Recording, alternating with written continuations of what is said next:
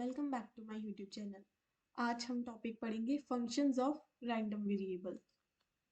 इसमें हमने last lecture में किया था PMF and PDF of discrete and continuous random variable. अब फर्दर अगर हमें किसी रैंडम वेरिएबल के लिए हमें पीएमएफ या पीडीएफ दिया हुआ है और उसके बेसिस पे हमने some certain different random variable के लिए कोई पीएमएफ या फिर पीडीएफ फाइंड करना है for given relation between the new random variable and the given random variable, तो उस केस में हम क्या करेंगे। अब सपोज कि पहले हमें डिस्क्रीट रैंडम वेरिएबल दिया है, से x is the discrete random variable, हमें y के लिए इसका पीएमएफ फाइंड करना है। तो क्या मतलब है कि q ऑफ y फाइंड करना है for given p of x। अब q ऑफ yi किसके इक्वल होगा, probability of y equals to yi के, और वो किसके इक्वल रहेगी, x की प्रोबेबिलिटी के फॉर सर्टेन xi। इसका मतलब है कि q ऑफ yi जो है p ऑफ xi के इक्वल होगी। yi और xi का रिलेशन देखना है हमने, उसके अकॉर्डिंग हम जो x की गिवन वैल्यूज होंगी उससे y की न्यू वैल्यूज निकालेंगे, लेकिन प्रोबेबिलिटी सेम रहेगी। अब सपोज कि एग्जांपल हमें दी हुई है कि ये हमारा रैंडम वेरिएबल का फंक्शन है, that 1/2 value for x equals to -1, 1/3 for x equals to 0 and 1/6 for x equals to 1, and this is the given relation between x and y। अब इनने हमें बोला है कि हमें फाइंड करनी है q ऑफ y की वैल्यू। तो q ऑफ y की वैल्यू कैसे आएगी, for x equals to -1 y की वैल्यू क्या हो जाएगी, for x equals to -1 y equals to 6 into -1 plus 2, that is -4, and for x equals to 0 y equals to 6 into 0 plus 2 equals to 2, and for x equals to 1 y equals to 8। Okay, और probabilities क्या रहेंगी, same रहेंगी। मतलब कि y equals to -4 पे क्या value आएगी, probability की वही जो x इक्वल्स टू -1 की थी। तो हमारा पीडीएफ कैसे मॉडिफाई हो जाएगा, we will have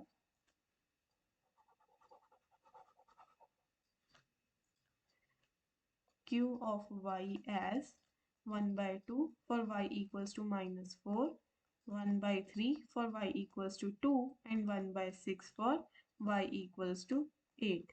This will be our required PDF, no PMF, क्योंकि हम डिस्क्रीट वाला केस कर रहे हैं। नेक्स्ट क्वेश्चन, सपोज कि हमें दिया हुआ है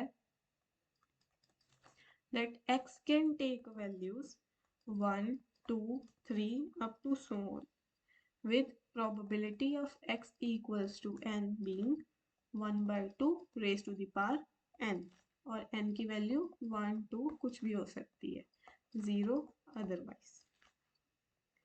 अब हमें कहा है कि late y equals to 1 for x even and -1 for x odd। हमें क्या फाइंड करना है, q ऑफ y फाइंड करना है। अब हम क्या कर सकते हैं, probability of y equals to 1 क्या बन जाएगा, probability of x equals to even. तो इसका क्या मतलब है, probability of x equals to 2n का summation n from 1 to infinity.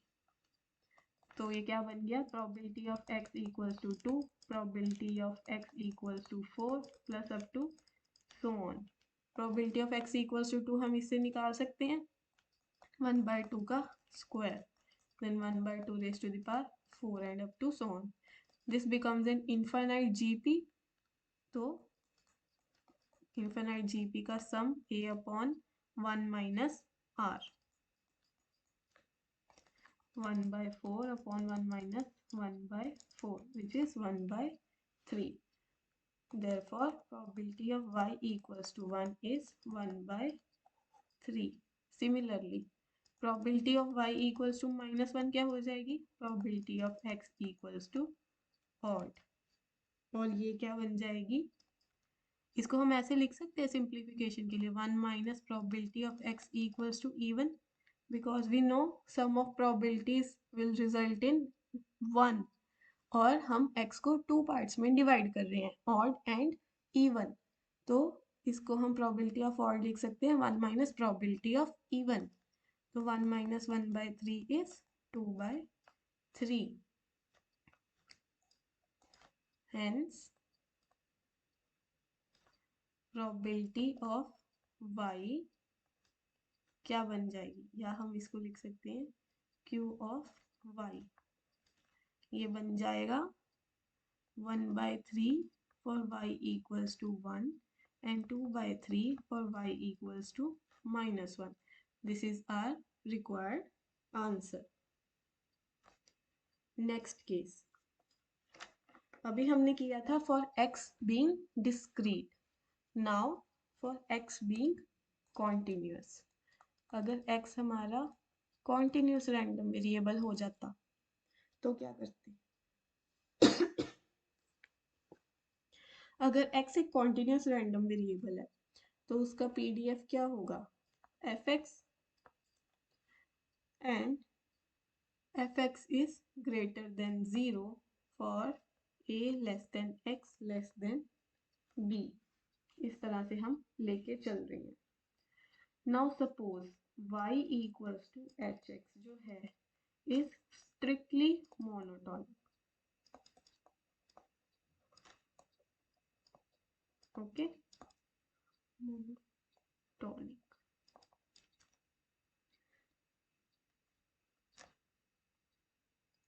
तो y जो है x का फंक्शन है जो है strictly monotonic.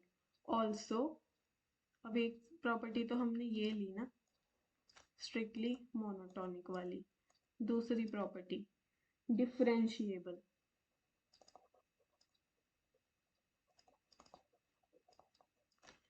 For all x. This implies continuous as well because differentiable function is always continuous. तो इसका मतलब क्या हुआ कि y का जो PDF है उसको हम कैसे लिख सकते हैं? g of y हम कैसे लिख सकते हैं? f of x mod of derivative of x with respect to y. Now derivative of x with respect to y का क्या मतलब है? इसमें हम x की जो वैल्यू आएगी वो क्या होगी? h inverse y. x equals to h inverse y. Okay, जो यहाँ पे x सब्स्टिट्यूट करना है और यहाँ पे x सब्स्टिट्यूट करना है वो h इनवर्स y वाला सब्स्टिट्यूट करना है.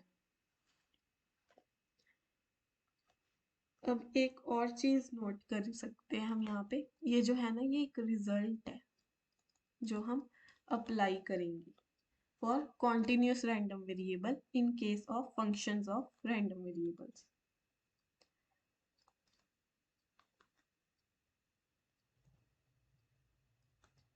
If y increases, then g of y is greater than 0 for h of a less than y less than h of b. And if y decreases, then g of y is greater than 0 for h of b less than y less than h of a. ये इसको follow करते हुए दो और points है. अब इसके related example करते हैं. से x एक कॉन्टिन्यूस रैंडम वेरिएबल है with PDF fx equals to 3x square for x lying between 0 and 1 and 0 otherwise. और तुमने फाइंड करना है f of y. such that y equals to 5x plus 4। Simple है।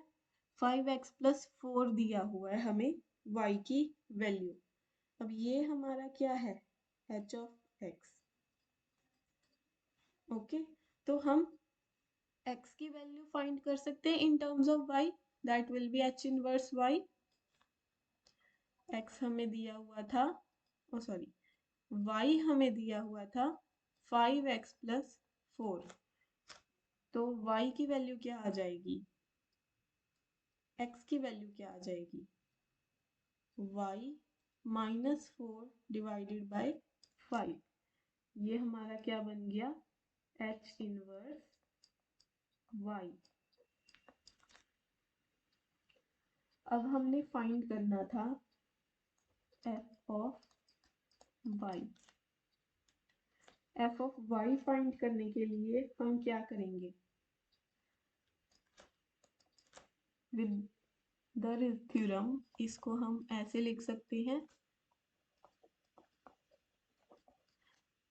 तो f ऑफ y क्या बनेगा, हमारे पास क्या दिया हुआ था, सॉरी f ऑफ x हमें दिया हुआ था 0 से 1 के बीच में 3x स्क्वायर, 3x स्क्वायर।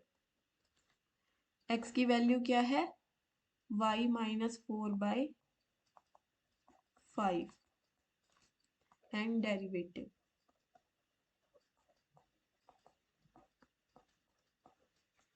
ये किसके बराबर आ जाएगा, 3/25 y माइनस 4 का स्क्वायर इंटू 1/5।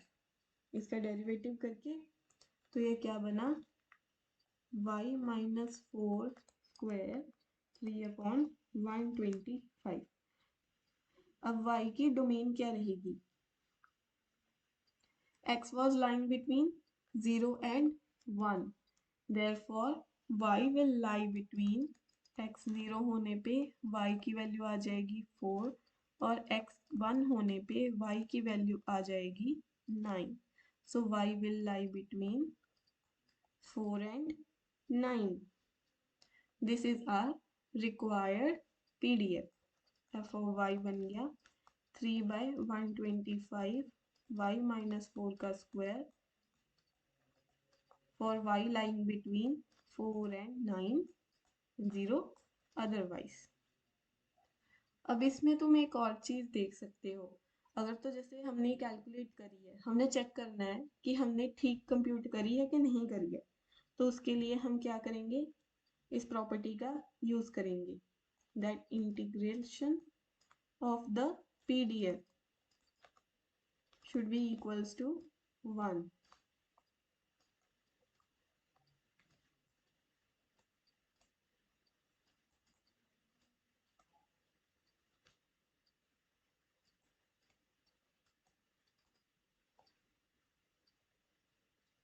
ओके, इस चीज को इसमें सब्स्टिट्यूट करके लिमिट क्या जाएंगी 4 to 9 तक, और उसे हम सॉल्व करेंगे तो वो 1 के इक्वल जाएगा, इसका मतलब हमने ठीक करा है। चेक करके देखिए, integrating from 4 to 9, 3/125 y minus 4 का square dy, 3/125 y minus 4 cube divided by 3 from 4 to 9। 9 डालने पे आएगा 5 का क्यूब, 4 डालने पे आ जाएगा 0 एंड 5 का cube is 125 which cancel out with the denominator और हमारा 1 आ जाएगा। This implies FY is a proper PDF।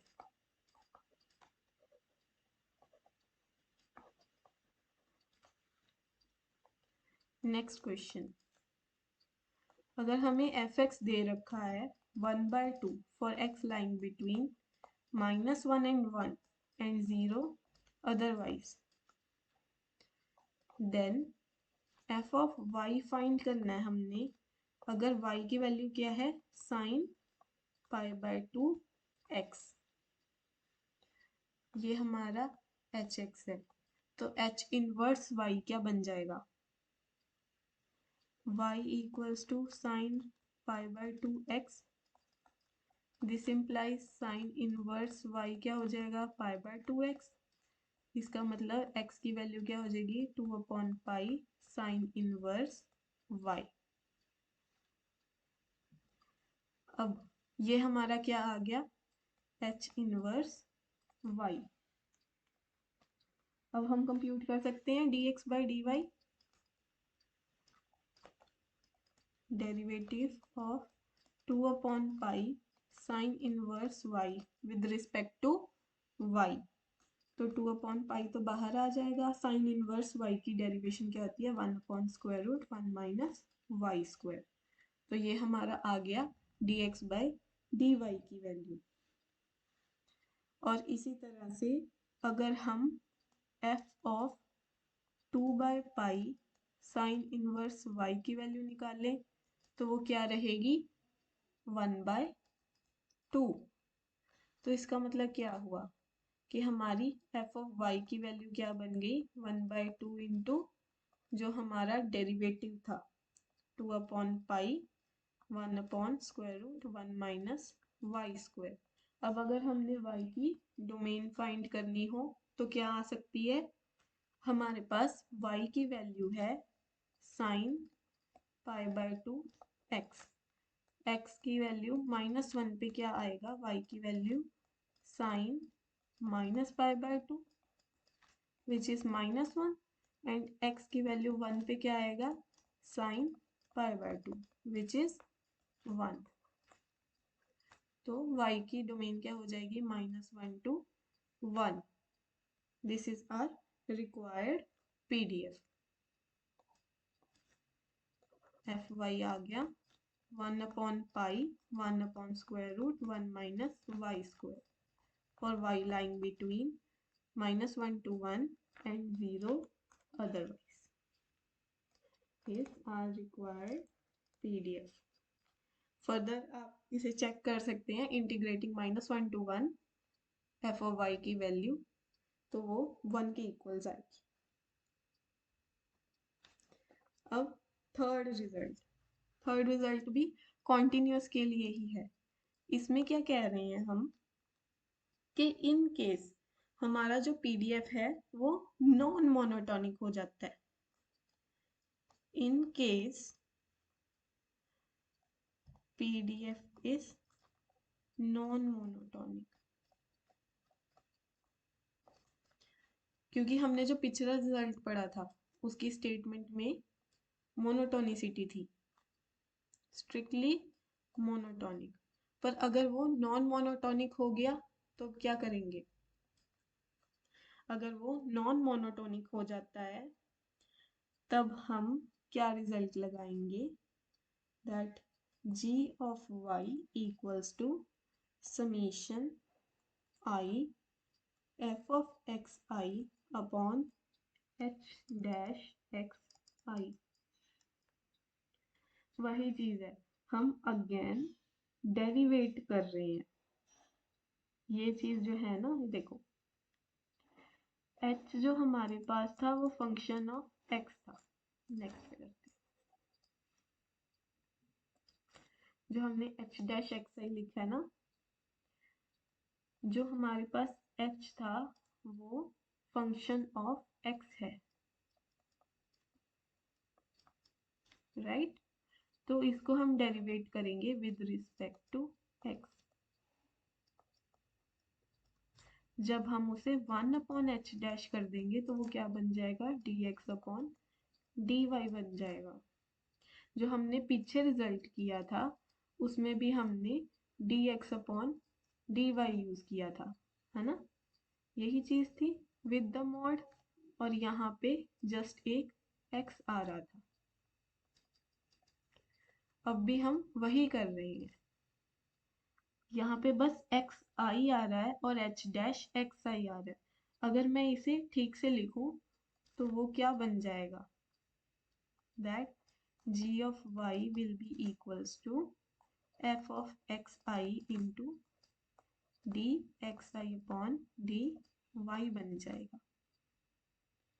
अब जो f of xi है, यहाँ पे xi क्या है, xi है वो वाले पॉइंट्स जिन पे हमारी मोनोटोनिसिटी स्कैटर हो रही है, या कह लो कि जब हमारा फंक्शन जहाँ पे दो जगह स्प्लिट हो रहा है ना, वो वाली एक्सरसाइज आ जाएंगी। अभी हम एग्जांपल करते हैं, उससे ज़्यादा क्लियर हो जाएगा। अगर लिखना है तो हम लिख सकते हैं that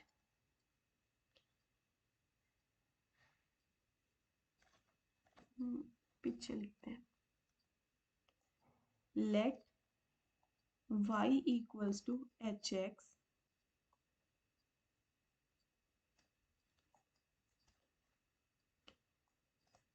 be a function of x such that y equals to hx has at most countably many roots। और वो रूट्स कौन सी हैं? वही हमारी x i's up to so on x n, where x i's depend on y. Now let's consider an example that suppose some given fx, जो हमें mentioned नहीं है, कुछ भी हो सकता है, हम assume just fx कर रहे हैं। y हमें दिए x स्क्वायर। अब x स्क्वायर जो है ये एक मोनोटोनिक फंक्शन नहीं है, राइट? तो अब ये इस कैटेगरी में फॉल करेगा। x की वैल्यू क्या बन जाएगी? Plus minus square root y. अब हम क्या कर सकते हैं? h डैश x एक बार स्क्वायर रूट वाई के लिए क्या बनेगा? 1/2 स्क्वायर रूट वाई, और h dash x minus square root y के लिए क्या बन जाएगा? -1/2 स्क्वायर रूट वाई। अब इन दोनों पे मॉड लगा दे तो सेम ही रहेगा, 1/2 square root y and 1/2 square root y. तो इसका मतलब क्या हुआ कि हमारा g ऑफ y क्या बन गया? f ऑफ, पहले तो स्क्वायर रूट y के लिए 1/2 स्क्वायर रूट वाई से मल्टीप्लाइड, प्लस फिर माइनस स्क्वायर रूट वाई के लिए इधर 1/2 square root y, that is 1/2 square root y f of square root y plus f of minus square root y. Okay, यहाँ पे हम नॉर्मली जैसे हमने पिछले केसेस में सॉल्व किया था, क्योंकि अब हम इसको दो पार्ट्स में डिवाइड कर चुके हैं ना, जो मोनोटोनिक होंगे। इसको हमने दो पार्ट्स में डिवाइड कर लिया, एक बार ये और एक बार ये, तो ये मोनोटोनिक वाली कंडीशन फॉलो करेंगे एंड नॉर्मली हम इसे पिछली थ्योरम लगा के सॉल्व कर सकते हैं। और अगर एक और एग्जांपल देखें तो y equals to mod of x की, इसमें भी अगेन x जो होगा वो प्लस माइनस y के इक्वल्स हो जाएगा। तो ऐसा होने पे हम फिर से स्प्लिट कर सकते हैं। अब dx अपॉन dy तो हमारा दोनों केस में मॉड के कारण 1 बनेगा, तो f ऑफ y क्या बन जाएगा, या कह लो g ऑफ y क्या बन जाएगा? f of y plus f of minus y। 1 तो हम साइड में मल्टीप्लाई करके भी सेम ही रहेगा। This is our required answer. तो ये वाले क्वेश्चंस इस तरह से सॉल्व करने हैं। So that's all for today, thank you.